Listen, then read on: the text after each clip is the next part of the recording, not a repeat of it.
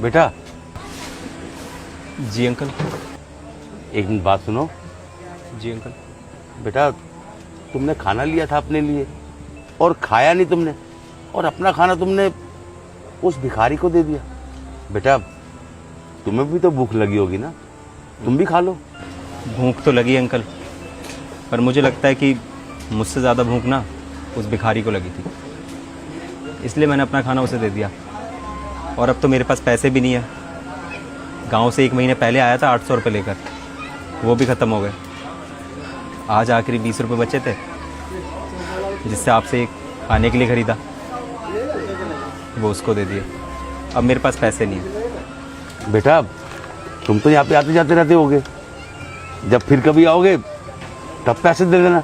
कोई बात नहीं, मैं खाना लगा दूँ तुम्हारे लिए। अंकल मैं खुद नहीं जानता कि मैं यहाँ कभी आऊँगा भी या नहीं आऊँगा, और मुझे ये भी नहीं पता कि मेरी पॉकेट में कभी पैसे होंगे कि नहीं होंगे। और अगर मैं वापस नहीं आया तो आपका भी तो दिल टूट जाएगा ना, जो कि मैं बिल्कुल नहीं चाहता। इसलिए मैं ऐसे ही चला जाऊँगा। अरे नहीं नहीं बेटा, बेटा भगवान ना आदमी को भूखा उठाता जरूर है, लेकिन कभी भूखा सुलाता नहीं है बेटा। बेटा जैसे तुमने अपना खाना उस भिखारी को दिया था ना, उससे देखकर तो ये लगा कि तुम कितने संस्कारी हो। तुम्हारे को तुम्हारे माँ बाप ने कितने अच्छे संस्कार दिए हैं बेटा। तुम खुद भूखा रह रहे हो, लेकिन तुम्हारे से किसी की भूख बर्दाश्त नहीं हो रही है मेरे बेटे। बेटा उस भगवान ने ना उस भिखारी की किस्मत में तुम्हारे जरिए खाना लिखा था, लेकिन तुम्हारे लिए ना भगवान ने मुझे भेजा, मेरी जरिए तुम्हें खाना मिलेगा। पर बेटा मैं तुम्हें भूखा नहीं जाने दूंगा। 1 मिनट रुको, मैं खाना खिलाता हूँ। हैं, जाना नहीं।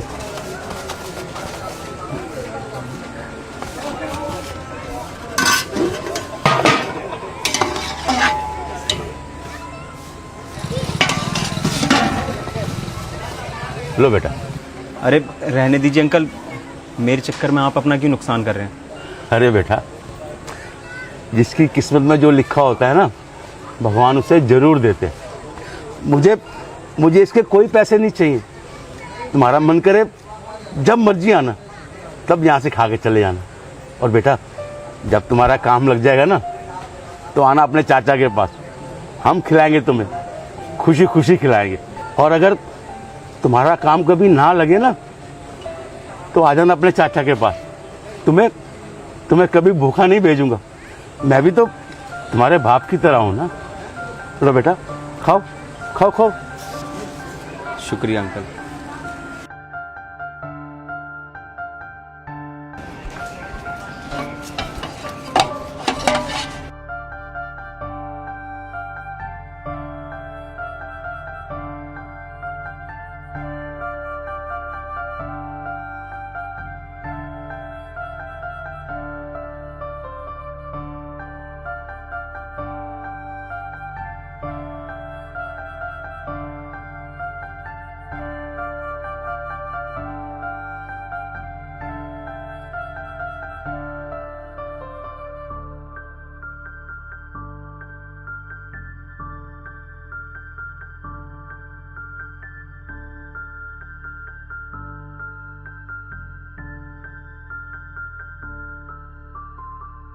सुनो, कितने पढ़े लिखे हो तुम?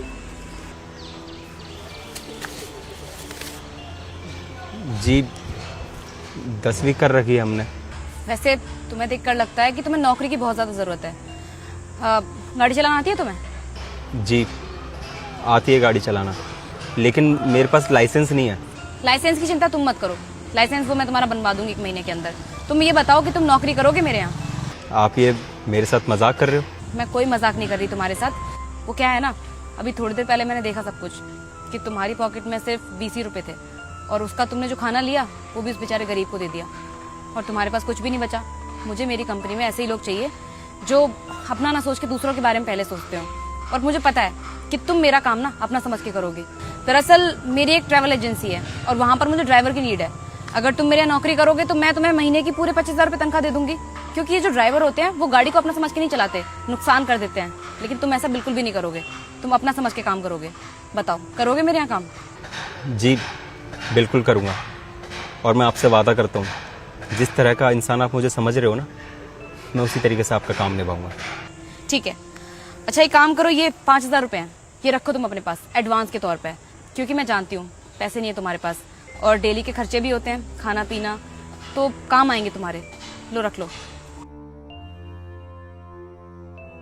और हाँ, इसके पीछे जो ऑफिस है ना, वो मेरा ही ऑफिस है, तो कल सुबह 10 बजे आ जाना तुम। मैम साहब, आज ना एक बात बहुत अच्छे से समझ में आ गई कि अगर आपके अंदर अच्छाई है और ईमानदारी है ना, तो ऊपर वाला आपके साथ कभी गलत होता नहीं देख सकता। ये बात तो बिल्कुल ठीक बोली तुमने।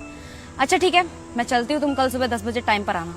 मैम साहब, बहुत बहुत धन्यवाद। मैं कल ऑफिस टाइम से आ जाऊँगा।